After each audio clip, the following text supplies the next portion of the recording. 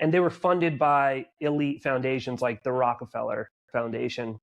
So the fascist networks in World War II really just went underground and operated clandestinely rather than in the open like they did in Germany, Italy, and Spain. So what was Operation Gladio officially?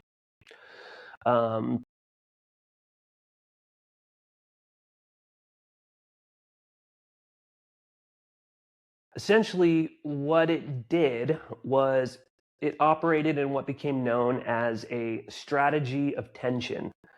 The tactics were to create fear, create chaos, so that the public demands order and control. Basically, they had what they would do is false flags. So the concept of a false flag is something that is meant to look like somebody else is doing it. It's actually a nautical term.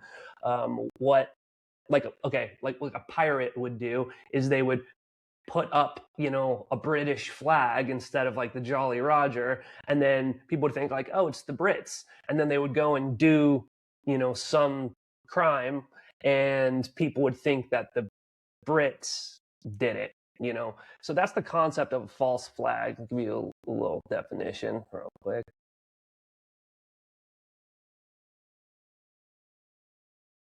Yeah, it's a flag flown to disguise the true identity or affiliation of a ship, or a political or military act orchestrated in such a way that it appears to have been carried out by a party that is not, in fact, responsible. So that's a false flag. It's pretty self-explanatory, but in case you weren't aware. So what was happening in Gladio is these stay-behind networks that were disguised as like civilians and, not officially NATO armies. What they would do is pretend that they were these far left organizations, so that they were like communist and, essentially just communist, but communist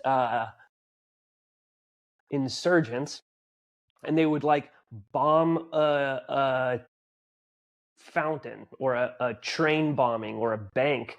In 1969 there was the Piazza Fontana bombing, and then 1980 there was a Bologna train station bombing. All of these were pinned on these far left groups, but it was actually NATO doing it through these Gladio networks.